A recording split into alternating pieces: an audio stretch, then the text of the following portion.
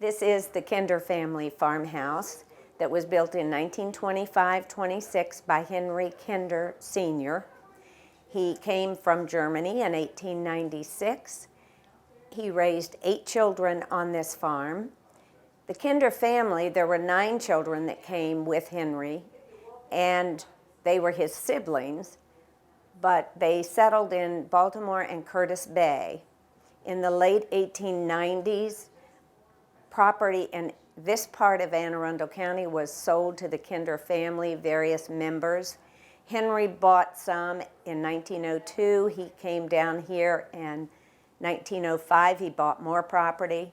He continued to buy up small farms that were all around this property, adjacent to it, until he had almost 600 acres.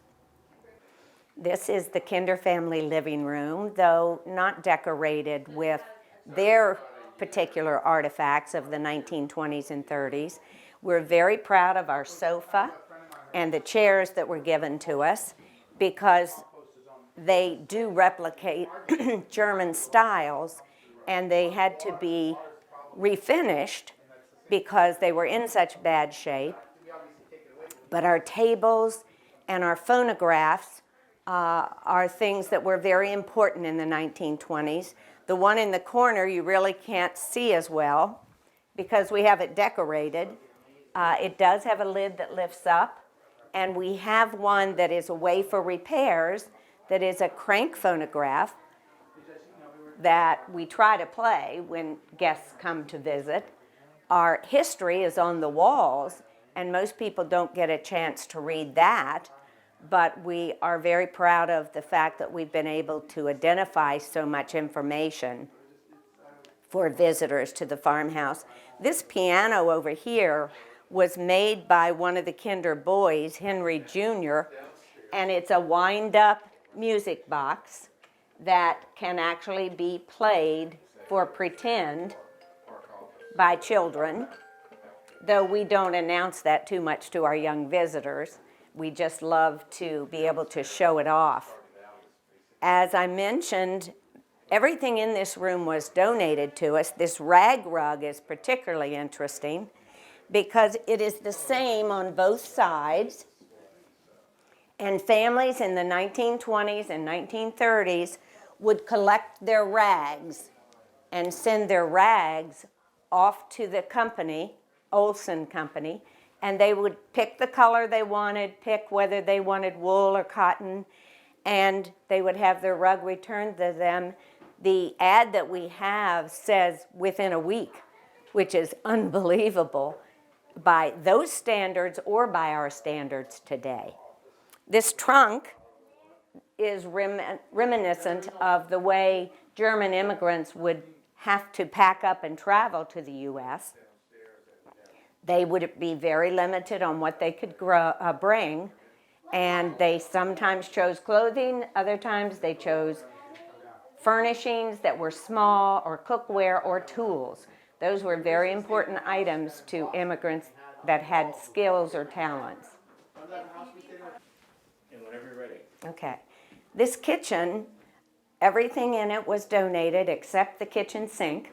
We bought that from Second Chance in Baltimore, and we had to search a long time to be able to find one that would be similar to what was here in the Kinder kitchen. The Kinder kitchen had a wood stove originally, but we don't have a wood stove in here, so we had a gas stove that was donated to us. It's interesting because it's called an Oriole stove. Whoops, this doesn't show. It's an Oriole stove. And we assume that it came probably or was built and designed for row homes in Baltimore. 2 of the artifacts we have in this room, this ice box, which is how the Kinder family kept what food they had inside cold. They chopped ice from their ponds and stored it in this ice box. They also have an ice house that we have refurbished in front of the house for people to see. We have a lovely pie safe, that farmers used. Farmers' wives would bake and cook, and they would try to store things in here, but it had the rough sides so that the flies wouldn't go in and bother what they were storing. Some people kept these out on porches, but this was refinished by one of our volunteers, Anita Brox. As I mentioned, everything was donated, and some of the smaller items people come in and they recognize from their mother's house, their grandmother's house. But they are all useful tools, and when children come in and see there is no electric mixer, there is no electric toaster, a lot of the cooking is done on the stove. We have an original waffle iron from the 20s that resembles what we see in the hotel buffets today. You pour it, turn it, flip it, and it cooks. But this was heated by hot coals. Mr. Henry Kinder III, who came to visit us not long ago, when he came to the kitchen, he said there was a coffee pot this size every day on the stove. The dining room was a very important room on the farms. This pantry that we have here was not original to this room. So it was a very large dining room. We created the pantry when we were renovating so people could see the usefulness of a pantry. The Kinder family had their pantry downstairs in the basement, but with 8 children and farmhands as well, you can imagine the large meals that would have been served in this room. Everything in this room was donated to us. We are proud that the floors are in such good shape. They are original to the farmhouse, though they were covered and protected for many years when the county was using this house as office space. The choice we made to put things in here was really based on what people would give to us. This desk over here in the corner is the only original Kinder piece we own, because the office was also in this dining room. One of the Kinder wives was the bookkeeper, and she used that desk. We have an adding machine she used, and the bookkeeping was up to her. There were 4 sons that continued farming with their father, and then as their children grew, they also were assisting on the farm, and June Kinder was the one who had to keep everything straight, the accounts that were needed and money as it was spent. This painting on the wall is a gift from the Kinder family, Linda Kinder, that lives in Georgia. It was given to her parents by a German prisoner of war who was working on the farm. In the 1940s, Arundel County would hire for $1 a day prisoners from Fort Meade. And we actually have a house behind this one, a brick house up on the hill, that was built with the help of World War II prisoners, and it is a very German-style building with the foundation being cinder block all the way up to the attic. This prisoner, I'm sure, became very friendly with the Kinders because they could pick up the same prisoners to come to the farms again and again, though they were not, the Kinder family was not in favor of the German country and what they were doing at the time. They welcomed the help of farm laborers that they could utilize in many ways. This is a Kinder bedroom, guest room actually. It's surprising that in the Kinder farmhouse, with 8 kids, you'd think this would have been the master bedroom, but this was really a guest room. And we think primarily for the mother of the family, Henrietta, would stay here. Some of the features here in the room include we have an open spot here in the wall where you can see the brickwork. We also have The, the wedding dress in the corner is from 1939, so it's typical of the clothing that you might have seen there. There's also additional clothing.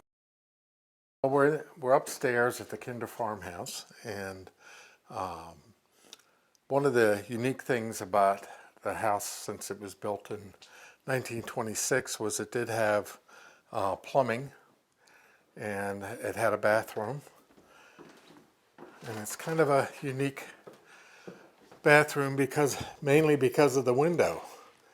It has a beautiful view out the back of the house of the fields here at the farm.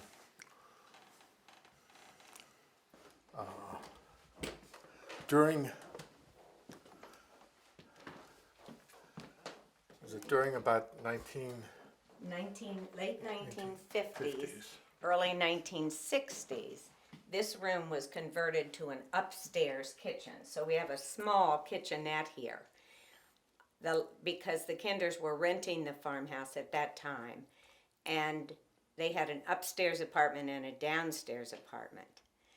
Interestingly, this apartment's last resident up here was the grandson of Henry, Albert Kinder, and his wife Debbie. So they lived here for a few years before the farm was sold to Anne Arundel County. This will be our next room to renovate.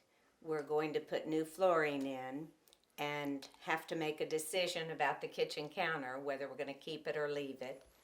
But these cabinets here were donated to us by another farmer.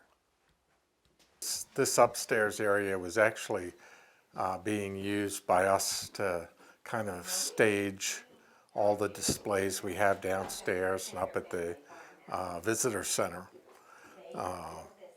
We decided afterwards, rather than keeping our artifacts that we have that weren't necessarily on display hidden up here, we decided to open it up for visitors to come up here during their tours. So a lot of what you see out especially in this room on the shelves are items that we from time to time swap out with other items here at the park for display. Now all of the artifacts you see in here are all donated, actually by other farmers, by other people that have visited the house and seeing what we're doing here, and thought that we might be able to use some of these things. The house is open for tours the second Saturday of every month.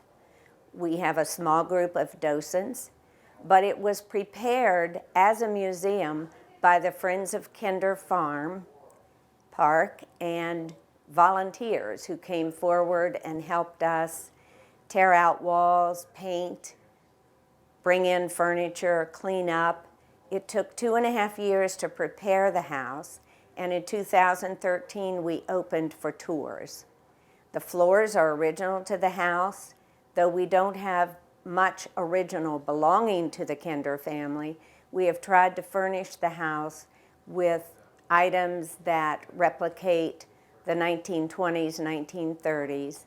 On this property, we also have a tobacco barn museum and an ice house that are open for viewing that the Friends of Kinder and volunteers and rangers prepared for the public to visit.